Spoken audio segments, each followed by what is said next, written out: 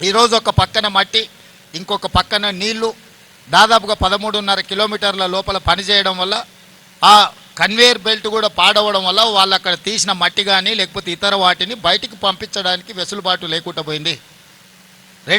రేపటిలోగా ఆ conveyor belt repair చేసి అందులో వెళ్తున్న మట్టిని కానీ వీటన్నిటిని ఆ కన్వేయర్ బెల్ట్ ద్వారా బయటకు పంపించగలిగితే కొంత పనులలో వేగం వస్తుంది.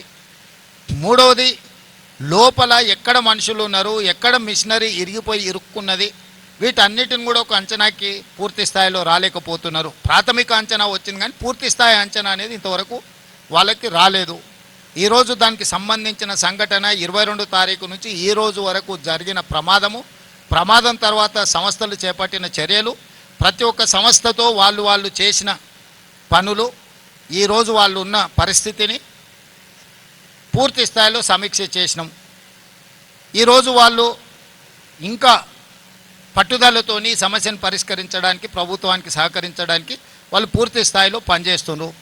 ఈ సందర్భంగా నా సూచన మీడియా మిత్రులకు కానీ, సాంకేతిక నిపుణులకు కానీ, ప్రతిపక్షాలకు కానీ ఒకటే, ఇది ప్రమాదము, ఇదొక విపత్తు.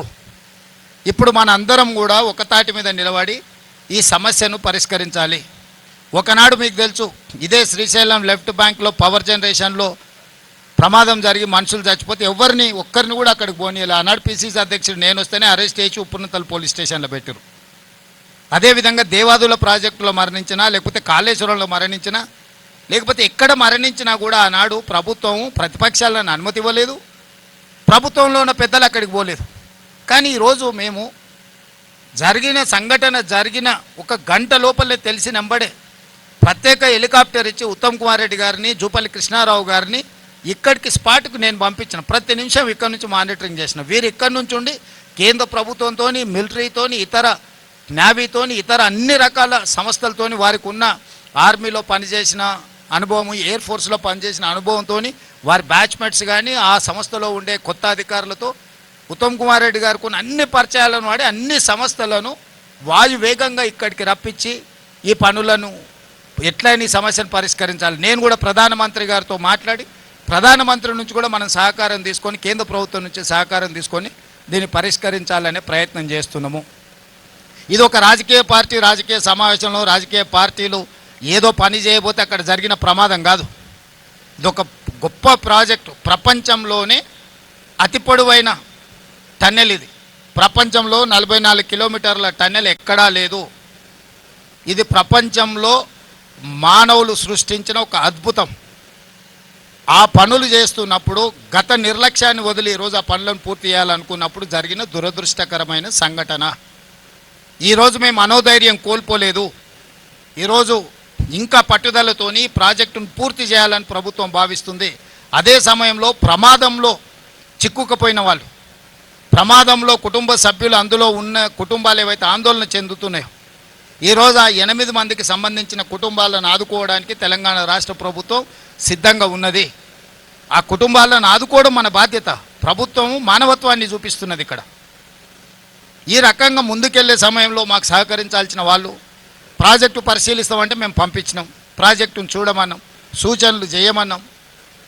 ఎవరు ప్రజాప్రతినిధులు ఎవరిని కూడా మేము ఎవరిని నియంత్రించలేదే, నిర్బంధించలేదే. గతంలో వాళ్ళు చేసినట్టు మేము ఏది చేయలేదే. ఇంత పారదర్శకంగా ప్రభుత్వం ఈ సమస్యని పరిష్కరించేటప్పుడు ఇంకా మమ్మల్ని తప్పుపట్టాలని మాట్లాడుతున్నారు.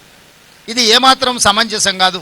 ఇప్పుడే మా చర్చలలో మనుషులు, మిషన్లతో పాటు ఈ సమస్యను పరిష్కరించడానికి అవసరమైతే రోబోలను కూడా వాడండి అని చెప్పి ఇప్పుడు అధికారులకు మేము సూచన చేయడం జరిగింది. ఎందుకంటే హ్యూమన్ లాస్ ఉండొద్దు.